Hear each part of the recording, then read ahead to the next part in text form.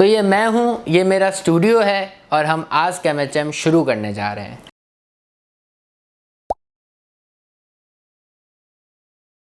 Hello everyone, अस्सलाम वालेकुम। Hopefully आप लोग सब खैरियत से होंगे, ठीक ठाक होंगे। बड़े दिनों बाद इस तरह मुलाकात हो रही है तो शायद आप लोग को याद होगा हम आस्क एमएचएम भी किया करते थे। खैर वो दोबारा से सिलसिला शुरू कर दिया है मैंने, क्योंकि बीच में कुछ गैप आया था। गैप क्यों आया था उसके लिए भी मैं थैंक यू करना चाहूँगा।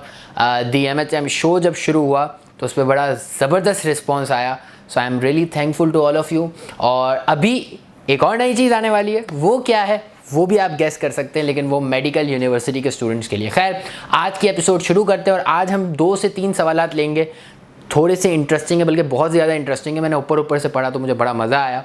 तो अब हम शुरू करते हैं इन सवालात को। तो जी पहला सवाल है, मैं अपना नाम नहीं बताना चाहती, ओके ना बताए, मैं भी अनाउंस नहीं कर रहा। बस मैं एक लड़की हूँ 18 साल की, ओके 18 साल इनकी एज है और ये एक लड़की हैं। My parents are saying me कि कुछ ऐसा करो जो 2 कज़न्स हैं हमारे जिनका MBBS में एडमिशन नहीं हुआ और उन्हें BDS में जाना पड़ा, तो तुम जाओ MBBS में ताकि ख़ानदान में हमारी वाह हो। अच्छा ओके। अभी तक जो सवाल है वो ये है कि भाई जो 2 कज़न्स हैं MBBS के, जो 2 कज़न्स हैं जिनका MBBS में एडमिशन नहीं हुआ, तो अब तुम एडमिशन लो ताकि हमारी ख़ानदान में वाह हो। और एक हो ना कि यार वाह यार उन 2 का एडमिशन नहीं हुआ लेकिन इसका हो गया, होता है ख़ानदान में। मुझ पर बहुत ज़्यादा ही प्रेशर है, I can't handle it, this is too much for me. मैं रोज़ आपकी बार वीडियोस देख रही होती हूँ सर, बस आप ये बता दें मैं क्या करूँ, कैसे समझाऊँ अपने पेरेंट्स को, या अगर नहीं समझा सकती तो खुद ऐसा क्या करूँ। मेरा शौक़ MBBS का है बट जितना प्रेशर वो दे रहे हैं मुझे, मैं हैंडल नहीं कर पा रही, मुझसे हो ही नहीं रहा। अच्छा हो नहीं रहा। मैं रोज़ रोती हूँ और मैं एक बात कहना चाहती हूँ कि जो आप वीडियोस बनाते हैं वो बनाते रहिएगा। शुक्रिया पूरी ऑडियंस की तरफ से। ये जुमला बड़ा अच्छा था, शुक्रिया पूरी ऑडियंस की तरफ से। तो जो भी देख रहा है आप सबका भी बहुत बहुत शुक्रिया और इसी तरह सपोर्ट करते रहें। खैर तो आपका सवाल जो है, आपकी प्रॉब्लम मैंने समझ ली। अब आपका जो सवाल है वो 2 हैं। एक तो ये कि मैं अपने पेरेंट्स को कैसे समझाऊँ, उसका बड़ा सिंपल सा जवाब है, आपके पेरेंट्स की नेचर आप जानती हैं, आप उनके साथ रही हैं, आप उनके साथ रह रही हैं, आप उनकी नेचर, उनकी एज, उनके माइंड सेट को समझ सकती हैं। आप उन्हें इसलिए समझा सकती हैं, क्यों? क्योंकि आप उनकी नेचर जानती हैं। अब आपने आगे लिखा कि अगर मैं नहीं समझा सकती तो मैं क्या करूँ, तो खुद आप जो कर सकती हैं वो बड़ा सिंपल सा प्रोसेस है। मैं आपको समझाने के लिए एक एग्जाम्पल दे देता हूँ और फिर मैं अपनी बात को एग्जाम्पल से लिंक करूंगा ताकि आपको समझ में आ सके।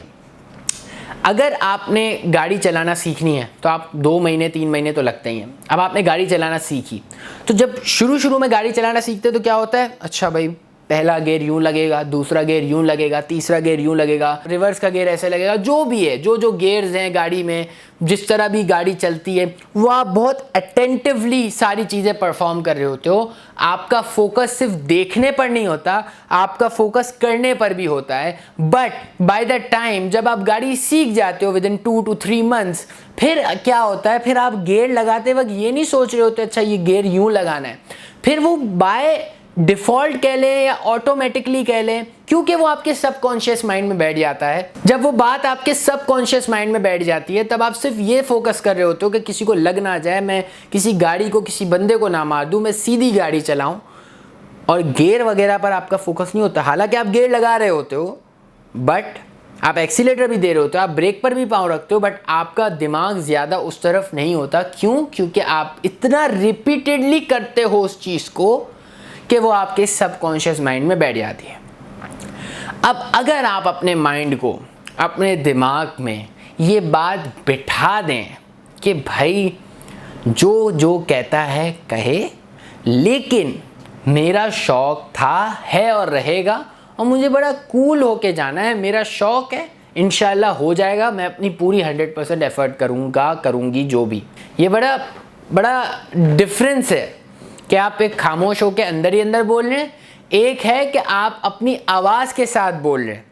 तो आवाज़ के साथ आपने ऐसे चिल्ला कर भी नहीं बोलना, आहिस्ता से बोलना है ताकि आपको आपके कानों तक आपकी आवाज़ आ जाए कि यार टेंशन नॉट, मेरा शौक़ है, मैं अपना 100% दूंगा। ख़त्म, प्रॉब्लम सॉल्व। अब जब आप ये 1 बार 2 बार 3 बार 10 बार 20 बार बोलेंगे ना पूरे दिन में, तो सबकॉन्शियसली वो बैठ जाएगा। फिर एक वक्त के बाद आपको बोलने की ज़रूरत क्या, आपको फील भी नहीं होगा। अब इसका मतलब ये नहीं कि आप लोगों को इग्नोर करना शुरू कर दें, आप उनकी बात सुने, समझें। ये आपके प्रॉब्लम के हिसाब से मैंने आपको सिर्फ इस प्रॉब्लम का सॉल्यूशन दिया है। तो मैं अपनी बात क्लियर भी कर दूं, अगर कोई बात कर रहा है तो आप उसकी बात तवज्जो से सुने, समझें और फिर आप डिसाइड करें कि आपको एक काम करना है या नहीं करना। लेकिन इग्नोर किसी को नहीं करना। मेरा इस पूरे सॉल्यूशंस का मकसद ये नहीं था कि आप किसी को इग्नोर करें। मेरा मकसद ये था कि आप अपने सबकॉन्शियस माइंड को इतना मजबूत कर लें कि आपको जो भी ऐसा कुछ कहे जो आपके शौक को हर्ट कर रहा है, जो आपके करियर को हर्ट कर रहा है, उससे आप डील कर सके आसानी से।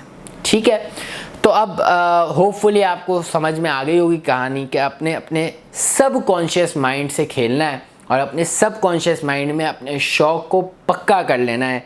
ये एक बहुत सारे लोगों का प्रॉब्लम होता है और मुझे आपकी ईमेल पढ़कर यही लगा कि आपका ये प्रॉब्लम है, और प्रॉब्लम ना हो उस पर शायद मज़ीद अपग्रेडेशन की ज़रूरत हो। तो शौक़ तो है, लेकिन उस शौक़ को भी दिमाग में रखना पड़ता है ताकि ऐसा ना हो बहुत सारे फिर डाइवर्ट भी हो जाता है ना माइंड, तो ये भी एक बड़ा संभालना होता है। नाउ लास्ट क्वेश्चन की तरफ चलते हैं और आज का लास्ट सवाल है और कह रही हैं ये, अस्सलाम वालेकुम dear sir, I am MCAT students of this year. अच्छा, एमकेट की स्टूडेंट है, but unfortunately I can't pass the test, I can't pass the test as you said that अगर आपने पास नहीं किया टेस्ट तो कोई बात नहीं, आप नेक्स्ट ईयर भी दे सकते हैं एज अ रिपीटर, लेकिन आप अपना ईयर वेस्ट ना करें, किसी फील्ड में एडमिशन ले लें। जी मैंने कहा था। आगे कह रही हैं बिकॉज आपके पास कोई गारंटी नहीं आपका नेक्स्ट ईयर में भी एडमिशन हो जाएगा, तो इसलिए ईयर वेस्ट ना करें। हाँ, यही बात मैंने कही थी एग्जैक्टली, बिल्कुल आपने सही सुना है, सही समझा है। आगे लिखती हैं, okay I am agreed with this, so I applied for PharmD and I really want to apply again for MCAT because I had interest in BDS, but someone says that अगर आप जिस फील्ड में apply कर रहे हो और अपना पूरा कंसंट्रेट उसी पर रखोगे, उसी पर रखने से उसी पे रखें, जिस फील्ड में आप एडमिशन ले रहे हैं उसी पे रखें, वरना आपका माइंड डाइवर्ट हो जाएगा। So please please please guide me this as soon as possible because I want a quick reply for this please sir. Okay, मैं जवाब दे देता हूँ। इसके दो सिनेरियोज़ हैं। एक तो ये कि आपने एमकेट दोबारा देना है, एक ये कि आपने इंटर भी दोबारा देना है। अगर तो आपने इंटर भी इम्प्रूव करना है और एमकेट भी दोबारा देना है तो फिर तो आप किसी फील्ड में एडमिशन ना लें।